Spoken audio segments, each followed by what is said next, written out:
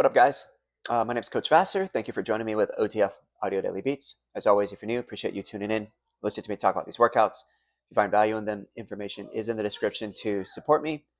As always, any feedback, any requests, let me know so I can better accommodate you and what would help you be successful when it comes to coaching these workouts. We're going to break down Thursday, October 9th. It repeats on Tuesday, the 21st. 2G is a switch template. 3G is not. We're going to see strength on the treads, power on the rower, endurance on the weight floor. As always, we'll talk about key concepts of the 2G, go over that, and then talk about the 3G. All right, so for today on the treads, you'll be there twice. You get two challenges on distance, each time with some incline sprinkled in. For the rower, we're going to build power with all-out rows. Aim for your best all-out in block 2. And then on the floor, it's a pair of alternating or reciprocating exercises. Then it's the same movement, but a more traditional version. Benches are going to be in the low position as well today. And members are using dumbbells, obviously. So, switch template here. People start on the treads. They'll tread floor. Okay. Keep in mind there is a 2-minute transition when you rotate the room, as opposed to like 3.5 minutes. So just be aware of that. Hustle with some urgency as you kind of move about and get them to go. The good thing is tread block 1 and 2 will repeat as their third and fourth block. So we kind of tested out how it feels that first time they're on the treadmill, and then they'll hit the weight floor. When they come back to the treads, make those adjustments so they could be successful with the distance challenge. Now the weight setup, block 1, 5.5 minutes, 1-minute walk recovery. Then they go to block 2 with the goal of matching or beating their distance that they accumulated in block 1. But the twist is it's a minute shorter. So they only have 4.5 minutes to get the same distance or better. The good news is block 1, the challenge to increase effort will be incline because they're doing rolling hills, and the goal is to maintain a flat their base speed throughout. Block 2, all about speed. So they're going to alternate between pushes and bases at flat road. So when we look at block 1, we're going to see 2 rounds of a 90-second base climb followed by a flat road base. After those 2 rounds, there's a bonus 30-second base, which should feel like a push all out or even an all out, depending on how it is approached. All right. Now, one thing to kind of think about as a coach here, while we have our traditional bases and their speeds that members might like, base is also just a feeling. So that base could be fluid. Really, it's more about just holding one speed the entire time, whether that's their actual base, just above it, pick a speed, maintain it as we go up and down incline. So power walkers, they're going to start at a 7% incline or greater. Joggers and runners, they're going to be at a 5% incline. They recommend for bikes and striders just to alternate between a push and base gear. I will give you some tips on how to set them up for success in the next block though. After that 90-second base climb at 5%, they have flat road base. Ideally, they just hold their speed, but they drop that incline, so they do see some heart rate response recovery and a few beats per minute droppage before they go back uphill. The next hill, even though it's the same direction, it is higher. 8% if they power walk, joggers and runners, 6%. Bikes and striders maintain the same push gear, simply because that 1% incline, yes, it's a higher incline, but that heart rate response is nowhere near as drastic as it could be. So they don't need to have as much effort on the bikes and striders. They'll hit that flat road base again. And then the final base climb, power walkers are at 9% or greater. Joggers and runners are at 7%. It's only for 30 seconds though. So right as it starts to approach uncomfortable, very uncomfortable, check their distance, flat road, walk it down. Okay, 1-minute walk. If they want to get back to base, they can. Then we go into block 2. Set up the same way. They have 2 rounds of 90 seconds of work, but only 30 seconds of active recovery. And then they do finish with a 30-second bonus all out for the final 30. All right. So for the power walkers, because the incline is not going higher, they're going to stay at 6% for those 2 90-second flat road pushes. I would highly encourage power walkers to try to increase their walk speed, because once again, there's a minute less of time. So if they've been holding the same speed, if they hold that same speed, they're not going to match their distance or beat it. So they do need to walk at a faster cadence with this lower incline. Joggers and runners, of course, 1 to 2 miles an hour over their base speed. Now, for the bikes and striders, because there's less time, um, at the very least, maintain their push gear from block one. But if they could increase their RPMs during their push and maintain their base RPMs during their flat road base, and of course, drop back to their base gear, the higher RPMs will allow them to cover more distance so that way they can hopefully match or beat their distance from block one. Okay, but if they keep the RPMs the same and the gear the same, they are in the same situation as power walkers who don't increase their walk speed. All right, so after that, they do finish with a 30-second all out. Power walkers crank it back up to 10% incline or greater, but still try to keep that aggressive walk speed. Joggers and runners, 2 or more over their base. Bikes and striders maintain RPMs as they go up to 6 gears over their base or more. And then check their distance. Get that call and respond feedback. Ask who matched, who did better, give those shout outs. And then also recognize, hey, if you weren't successful, it's okay. You have a second chance in the second half of class. Okay. So after that, they have 2 minutes, transition, they do the wait for, then they come back to the treads. All right. So now this is a repeat. Even though it's a repeat, we're reestablishing a new distance for them to try to improve or match in the fourth block. So block 3, we're not referencing block 1 and 2 anymore. So their base speed could be different. Once again, whatever speed they want to try to maintain. Maybe they realize their normal base was way too aggressive. And now their legs are fatigued from the strength floor on the weight floor and the rowing. So they might hold something lower than their traditional base, right? And that gives them some room to kind of change up their second block with the speed. Bikes and striders, same thing, right? If they weren't able to cover enough distance in block 2, maybe they hold a lower RPM to set a lower distance goal to try to match or beat on. Okay, that's definitely a great one to have like as an off mic conversation with members if you have someone on the bike and strider, because really that information only applies to those 1 to 4 people who happen to be on that equipment.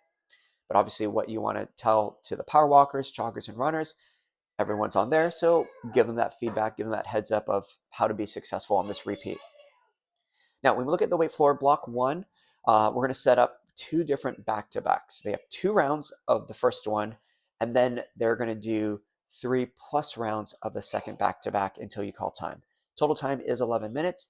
We're going to start off with an alternating and a reciprocating movement pattern. We have the step down goblet squat, alternating legs. So they start on top of the bench, dumbbells here, they step off. Their feet are obviously offset, so it is working on a little bit of hip stability as they squat down. When they come up, both feet on the bench, hit the other side. 12 total.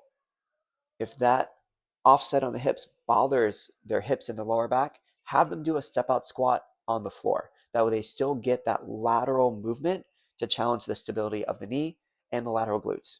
Right? That pairs up with the low bench reciprocating chest press. So one arm up, one arm down. They switch at the same time. Feet are planted into the ground. We want to minimize any torso rotation. So it is not only chest, triceps, and shoulders, it is just as much core work as well as they do anti-rotation. 12 reps here for both of these movements. So really like 6 per side. So aim for like a moderate to heavy weight choice. When they're done, they're going to recover, and then they're going to go to the rower for 150-meter all-out row. 30, 40 seconds or less, 10 out of 10 on that leg drive. Very aggressive. We want them thinking about exploding off those foot plates, jumping off those foot plates, kick down the door, whatever kind of verbal analogy works for them. Use it. And then obviously, hopefully they did stored programs so they can match or beat their time. After that, they'll go back to the goblet squat and the reciprocating chest press, hit another 150-meter all-out row, and then they are done with the rower in block 1. I would have them wipe it down at that point since they're not going back to it, and then it's a fresh rower for the people who are on the treadmills. When they head back to the floor, we're going to see 3+ rounds of their traditional movement patterns. So a regular goblet squat and a regular low bench chest press. Now we're going to start with 16 reps. Once they've done them both back to back, then they do 12, then they do 8. And then they will keep repeating those 8 reps. So they might start with a lighter weight choice, and then as the reps decrease, go up to a heavier weight choice. When they get to that 8 rep round, they're probably going to use the same weight as they did for their alternating and reciprocating round, or heavier. And they're going to repeat that as their bonus. Okay. The second weight floor block, set up the same way. We're going to see now a low bench alternating step down reverse lunge to single leg knee drive. So they start on top of the bench. I'm going to take my right foot off for that reverse lunge. Right knee drives up, explosive, powerful, set it down back on the bench. Now the left foot steps off, knee drive, explosive, right back down to the bench. Either body weight, so that way you still keep that increased range of motion. You could also have them take the knee drive out and go to a knee raise. So a little bit more controlled movement pattern, and instead of power, a little bit more stability work. I personally would try to encourage people to do these on the benches just to help with that range of motion and challenge them that way. That pairs up with the split stance reciprocate and shoulder press. 6 reps, switch your legs, another 6 reps. The whole point of the split stance is just to make sure people are not leaning back. So encourage a tight torso, crunching in. A visual aid I like to use is like my fingers, in the sense that, hey, your fingers are your rib cage. Let's not let the fingers spread open. Try to close the space in the ribs so we crunch down into it. Right? 1, 2, 3, 4, 5, 6. Switch their legs, and then another 6. Same thing, they'll rest, go back to the rower, stored programs, set a time to try to match or beat. They come back to the weight floor, hit that step down reverse lunge knee drive, hit that reciprocating shoulder press, go back to the row one final time, knock it out. Hopefully it's the best one of the day. And then they're done with the rowers. So there's only 4 rows total. When they come back, now we're going to see just a regular alternating reverse lunge paired up with a regular shoulder press. 16, 12, 8. Keep repeating 8 reps until time for the finisher. With the reverse lunges, it's 16 total. So 8 per leg, then 6, then 4 per leg. 16 shoulder presses is quite a bit. So a good alternative for this is, in terms of weight choices, if your studio has the Y-bells, get them to use them. Because if 12, 15 is too much, but 10 is too big of a drop, and someone's using the 12s, grab the 14-pound Y-bells. Hey, at least it's a little bit lighter than the 15. The finisher is going to be a low bench squat jack. So completely different movement pattern than what we've seen, but of course we still kind of have seen it with the step out squat, but now both feet move at the same time as they aggressively drop and pull themselves down and explode back up. Now, when we look at the 3G side, we're going to see 2 blocks on the treads, 2 blocks on the rowers, 2 blocks on the weight floor. Just your standard 3G template here. So after block 1, there's a 90-second recovery, get all the groups set up for block 2, start block 2, and then there's a 3-minute transition to rotate the room. Now, tread block 1, it's going to be longer, and we're going to see a 2-minute base climb followed by a 1-minute base. 2 rounds, and then a 1-minute base climb to finish it up for 7 minutes. The good news is the inclines aren't as high, but you are going for a longer time. So 2 minutes at a 4%, power walkers are at 6%, 1-minute base. Then the next base climb, 1% higher. So power walkers are at 7, joggers, runners at 5, flat road base. And then we go up one more time, 8% if they power walk, 6% at base if they jog or run. 90 seconds to recover, make sure they check their distance. And then we're going to see a 2-minute flat road push, 45-second flat road base. 2 rounds, and then a 30-second all out.